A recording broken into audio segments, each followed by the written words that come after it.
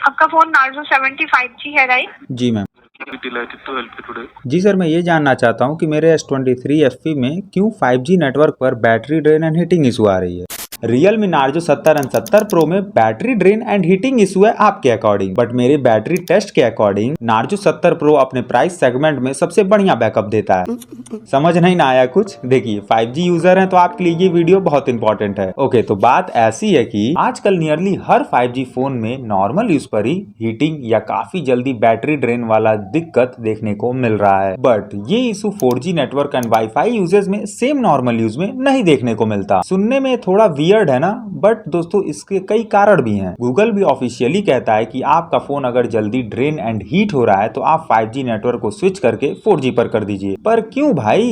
इसी क्यों को जानने के लिए मैंने काफी सारा रिसर्च किया, कस्टमर केयर से बात किया एंड काफी सारे टेस्ट वगैरह भी किए। ये सब करने के बाद रीजन पता चल गया एंड शायद सॉल्यूशन भी। सब कुछ बताता हूँ, बट उससे पहले एक रिक्वेस्ट है कि अगर आपको वीडियो अच्छी लगेगी तो सब्सक्राइब जरूर करिएगा, ताकि फ्यूचर में भी ऐसी वीडियोस बनाते रहने का मोटिवेशन मिल जाए। ओके, तो सिर्फ 5G नेटवर्क पर ही क्यों जल्दी फोन हीट एंड दोस्तों ड्रेन हो रहा है, उसके मुझे दो रीजन मिले हैं। पहला है सैमसंग के अकॉर्डिंग, वो ये है कि जब आप 5G नेटवर्क यूज करेंगे तो साथ ही में 3G and 4G network connection को भी फोन को मेंटेन करना पड़ेगा। वो इसलिए क्योंकि सिर्फ 5G कनेक्शन से आप कॉल एंड मैसेज को रिसीव नहीं कर पाएंगे, सिर्फ आप हाई स्पीड नेटवर्क ही यूज कर पाएंगे। आप ये चीज खुद के 5G फोन में भी चेक कर सकते हैं। जब फोन कॉल आता होगा उस टाइम पर 5G नेटवर्क कट जाता होगा, 4G पर स्विच हो जाता है। ये देखिए एयरटेल में अभी 5G वाला बॉक्स फुलफिल है, मतलब 5G चल रहा है, एंड जैसे ही मैं कॉल लगाता हूँ तो वो बॉक्स अनफिल हो जाता है। इट मीन्स अभी 4G पर स्विच हो गया है फोन कॉल लगाते ही, एंड दैट्स व्हाई 5G के साथ 4G को भी फोन को लेके चलना पड़ता है, एंड दैट्स व्हाई फोन पर ज्यादा जोर पड़ता है, एंड जब जोर ज्यादा पड़ेगा तो फोन ज्यादा हीट एंड जल्दी ड्रेन करेगा। फोन पर जोर पड़ना इन द सेंस कि जहां फोन को एक सिर्फ 3G वाला बोरा उठाना पड़ रहा था पहले, वहीं आज के समय 4G के साथ 5G का भी बोरा उठाना पड़ रहा है। मतलब एक की जगह 3 बोरा उठाना पड़ रहा है। 3 बोरा उठेगा तो थकान जल्दी होगी भाई। तो इसीलिए मुझे सैमसंग का ये रीजन थोड़ा जेन्युइन भी लगा। एंड S21 FE के साथ S23 FE में भी यही होता है भाई। 5G नेटवर्क पर फोन काफी जल्दी हीट होगा,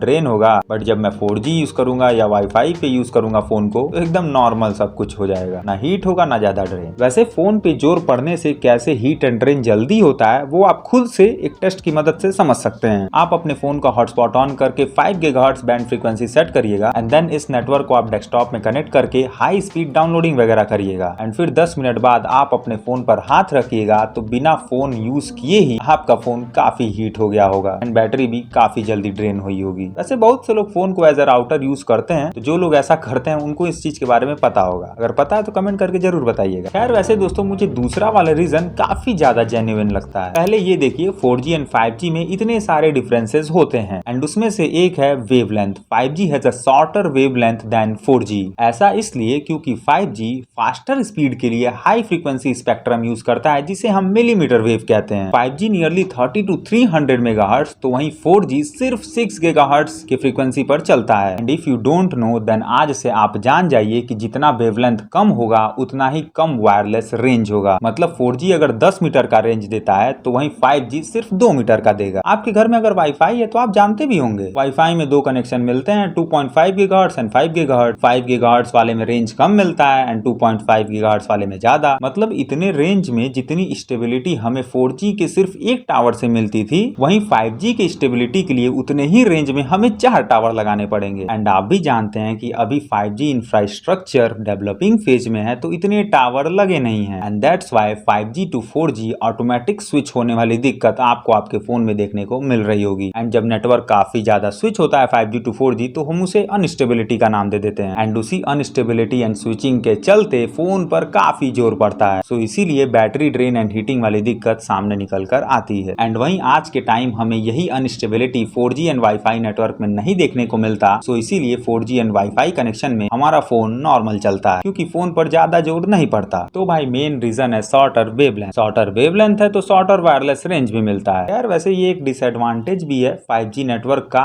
जियो एंड एयरटेल जैसे कंपनियों के लिए, क्योंकि जहां 4G के लिए एक लार्ज सेल टावर में काम हो जाता था, वहीं 5G की स्टेबिलिटी के लिए ज्यादा मात्रा में स्मॉल सेल टावर इन्हें लगाना पड़ेगा एंड इसमें खर्चा काफी आएगा। तो इसीलिए अब हम ये भी कह सकते हैं कि 5G नेटवर्क पर ड्रेन एंड हीटिंग वाला दिक्कत इंफ्रास्ट्रक्चर के कमी से भी है। तो इसीलिए आपको 5G के बेटर स्टेबिलिटी के लिए थोड़ा टाइम देना ही होगा, नहीं तो मोबाइल ब्रांड्स को ही कोई स्टेबिलिटी वाला फीचर अलग से देना होगा फोन में। वैसे दोस्तों, मैंने इस 5G नेटवर्क के बैटरी ड्रेन एंड हीटिंग वाले इशू को पहले सैमसंग के साथ भी साझा किया, तो वो लोग मेरा 24 मिनट फालतू का खा गए। ना ही वो लोग किसी 5G नेटवर्क के अनस्टेबिलिटी के बारे में बताएं, ना ही वो लोग खुद का रीजन बता पाए जो सैमसंग ने ऑफिशियल डाला हुआ है। ऊपर से फोन को डायग्नोसिस किया एंड डायग्नोसिस करने के बाद बोलते हैं कि आपका यूजेस काफी हैवी है। क्योंकि सर मैंने आपको बताया कि एप्लीकेशंस का यूजेज ज्यादा हो रहा है, जिसके कारण बेसिकली जो एप्स का यूज अगर ज्यादा होगा या फिर 5G नेटवर्क का यूज ज्यादा होगा। अरे सर, सेम यूजेस मैं 4G नेटवर्क या वाईफाई के अंडर करता हूँ, तब तो मुझे नहीं battery drain and heating issue मिलती है।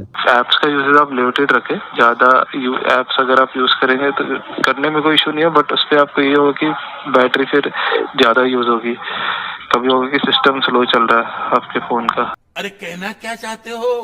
बट हाँ, जब मैंने दूसरा कॉल रियलमी को लगाया, वो लोग 1 मिनट बाद ही सीधा रीजन पर आ गए एंड पहला रीजन दिया कि 5G के अनस्टेबिलिटी के चलते ये दिक्कत आ रही है। नहीं, बैटरी ड्रेनिंग ज्यादा इसलिए होता है, हो सकता है कि वहाँ पर जो स्टेबल सिग्नल्स ना होगी। एंड उसके बाद काफी सारे सॉल्यूशंस भी मुझे वो लोग दिए। पहला तो उन्होंने कहा कि आपके सेटिंग में स्मार्ट 5G का ऑप्शन है, उसको इनेबल करिए, इसको ऑन करने से नेटवर्क में थोड़ी स्टेबिलिटी आ जाएगी। एंड वहीं दूसरा सॉल्यूशन जानने के लिए मुझे कुछ स्टेप्स को फॉलो करने थे। अगर फिर भी इशू रिजॉल्व नहीं होता है ना, तो उसके लिए आपको क्या करना है, आपको हमें लॉग कैप्चर करके शेयर करना है। ओके, लॉग एक सिंपल सी आपके फोन की स्क्रीन रिकॉर्डिंग होती है, वो एक डिफरेंट वे में की जाती है, जिससे कि आपके फोन का जो इंटरनल इशू है वो उसमें कैप्चर हो जाता है। उसके लिए आपको फोन में डायल करना होता है *800#।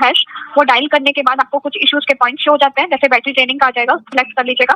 सिलेक्ट करने के बाद आपको वो वीडियो रिकॉर्डिंग स्टार्ट हो जाएगी, वो सबमिट होती है। सबमिट होने के टाइम पे आपको एक फीडबैक नंबर मिलता है, उसमें W से स्टार्ट होता है, वो आपको नोट डाउन करके रखना है और वो नंबर आपको हमें शेयर करना है आपके मॉडल का। ओके, इन सारे स्टेप्स को फॉलो करने के बाद एक रिपोर्ट आपके फोन का बन के कंपनी वालों के पास जाएगा एंड अगर आपके फोन में कोई इंटरनल इश्यूज होंगे तो वो कंपनी वाले पकड़ लेंगे एंड उसे रिजॉल्व करने की कोशिश करेंगे। मे बी आपकी दिक्कत सही हो जाए। बट हाँ यार भाई, ये सॉल्यूशन कुछ इफेक्टिव नहीं है। जहाँ तक मैं नार्जो 70 को यूज किया हूँ ना, कोई फर्क नहीं पड़ता है इन सारे सॉल्यूशन से, क्योंकि रीजन सिंपल है, 5G नेटवर्क अभी अनस्टेबल है। जब तक स्टेबल नहीं होगा इशू खत्म नहीं होगा। तो इसीलिए आप लोग परेशान ना रहा करिए, क्योंकि ये दिक्कत सिर्फ आपके 5G फोन में नहीं आ रही है, हर लोग के 5G फोन में ये दिक्कत आ रही है। एंड इसीलिए आजकल कई ब्रांड्स, जिसमें सैमसंग है खासकर, वो 6000 mAh बैटरी देने को ज्यादा प्रेफरेंस दे रहे हैं, क्योंकि जान रहे हैं 5G नेटवर्क पर काफी ड्रेन हो रहा है आजकल। एंड वैसे इस इशू के बारे में आप लोग बैटरी टेस्ट वाले वीडियो में कुछ ज्यादा ही कमेंट करते हैं कि भाई मेरा बैटरी ड्रेन ज्यादा हो रहा है, हीट ज्यादा हो रहा है, आपके टेस्ट के रिजल्ट के अकॉर्डिंग मुझे रियल लाइफ में रिजल्ट्स नहीं मिल रहे हैं। तो भाई मैं इस बात से आपके सहमत हूँ, क्योंकि मैं सारे टेस्टिंग को वाईफाई में करता हूँ एंड वाईफाई का नेटवर्क स्टेबल है तो नॉर्मल रिजल्ट्स मिलते हैं। एंड ये बात मैं वीडियो में भी बताता हूँ, क्योंकि भाई 4 सिम मैं नहीं जुगाड़ कर पाता हूँ, बट फिर भी बैटरी टेस्ट में जो रिजल्ट के सीक्वेंस मिलते हैं वो रियल लाइफ में भी आपको सेम ही मिलेंगे। बस आप 40-45 मिनट सब में से बैकअप को घटा लीजिए, जो रैंकिंग मिले वही रैंकिंग बेस्ट है। वैसे दोस्तों प्लीज आप लोग इतना परेशान मत हुआ करिए, क्योंकि दोस्तों ये फोन ही है, सिर्फ जीवन नहीं है। ये जैसा भी है फोन ठीक है। ज्यादा बैकअप का सबसे बेस्ट तरीका दोस्तों जानते हैं क्या है? फोन को कम यूज करिए, जरूरत भर का है सिर्फ। टाइम आपका बचेगा तो आगे भी आप लाइफ में बढ़ जाएंगे काफी, एंड बढ़ना